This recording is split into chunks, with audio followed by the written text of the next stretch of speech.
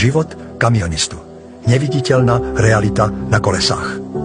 Na prvý pohľad sa môže zdať, že práca vodiča kamiónu je život plný slobody, dobrodružstva a nádherných pohľadov na malebné krajiny. Avšak za touto ilúziou sa skrýva neúprosná, každodenná realita. Život kamionistu je neúnavný boj so samotou, tlakom, vyčerpaním a často aj s nepochopením zo strany ostatných. Ak si myslíte, že stačí len šoférovať, dovoľte, aby sme vám priblížili pravý obraz tohto povolania. Prvá samota na ceste. Hlas ticha, ktorý sa mení na krik. Život kamionistu je synonymom odlúčenia. Títo odvážni jednotlivci trávia väčšinu času sami, uzavretí v malej kabíne, ďaleko od svojich blízkych. Každá ďalšia noc, strávená na neosvetlenom odpočívadle, im pripomína obete, ktoré museli priniesť narodeniny detí, výročia s partnerom či obyčajné rodinné večere. Samota nie je len fyzická, ale aj psychická. Moderné technológie, ako video hovorí, síce umožňujú kontakt, no nikdy nenahradia skutočné objatie. Krásy sveta, ktoré vidia cez čelné sklo, nezmierňujú pocit prázdnoty. Po čase sa ticho stáva ohlušujúcim a vlastné myšlienky sa menia na nepriateľa, ktorý ich prenasleduje. Druhé tlaky a stres. Život pod neustálým časovým bičom. Kamionisti sa stali otrokmi hodín. Ich svet sa točí okolo termínov, tachografov a zákonných prestávok. Meškanie nie je priateľné, nikoho nezaujíma. Či ste uviazli v nekonečnej zápche, bojujete so zlým počasím alebo čelíte technickým problémom. Niekedy je tlak tak intenzívny, že vodiči ignorujú vlastnú bezpečnosť len preto, aby dorazili do cieľa včas. Čas však nie je jediným nepriateľom. Psychický stres spôsobuje aj pocit zodpovednosti. S každým kilometrom nesú bremeno nákladu, ktorého hodnota môže presiahnuť milióny eur, a zároveň nesú zodpovednosť za bezpečnosť na cestách. Tretia neúcta. Neviditeľní hrdinovia ekonomiky. Bez kamionistov by obchody zostali prázdne a priemysel by zastal. Napriek tomu je ich práca často vnímaná s neúctou. Na nakladacích rampách čakajú hodiny, niekedy aj celé dni, bez možnosti využiť základné hygienické potreby. Na cestách sú terčom hnevu a netolerancie.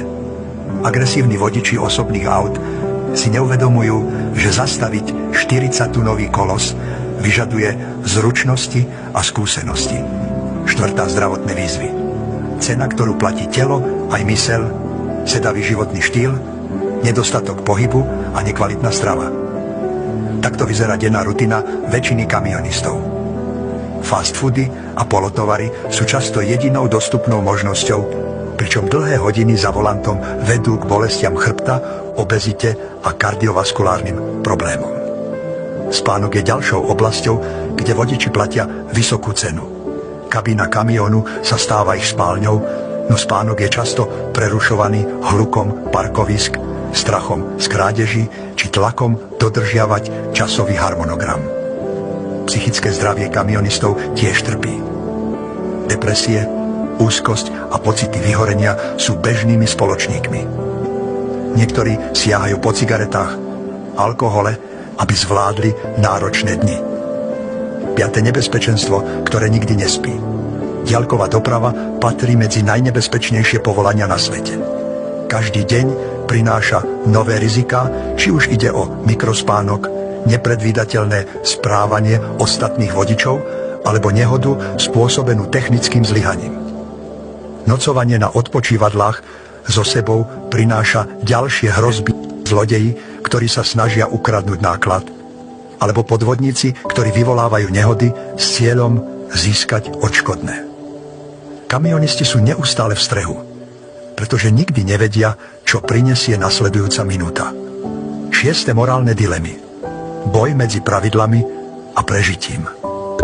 Mnoho vodičov čelí situáciám, kde musia voliť medzi dodržiavaním zákonov a prežitím. Kamionisti sa stávajú obeťami systému, ktorý od nich očakáva dokonalosť, no neponúka potrebnú podporu. 7. sociálne dôsledky. rozbité vzťahy a prázdne sny. Vzťahy kamionistov často trpia. Rodiny sú odlúčené, partneri strácajú spojenie a deti vyrastajú bez otca či matky. Tento životný štýl prináša aj problémy ako alkoholizmus, izolácia a neschopnosť nájsť si zmysluplné kontakty mimo pracovného prostredia. Mnohí kamionisti priznávajú, že hoci na cestách zažili veľa, ich sny a ambície sa stratili niekde na policeste. Záver. Hrdinovia, na ktorých sa zabúda, kamionisti nie sú len vodiči. Sú to tichí hrdinovia, ktorí držia ekonomiku v chode a zabezpečujú, aby sa tovary dostali tam, kde sú potrebné. Napriek tomu ich spoločnosť často prehliada a ich obete zostávajú neocenené. Keď na budúce stretnete na ceste kamión, spomalte a zamyslite sa. Za volantom sedí človek, ktorý čelí výzvam, aké si väčšina z nás nedokáže ani predstaviť. Pristupujme k ním s rešpektom a vďakou zaslúžia si to viac, než si uvedomujeme.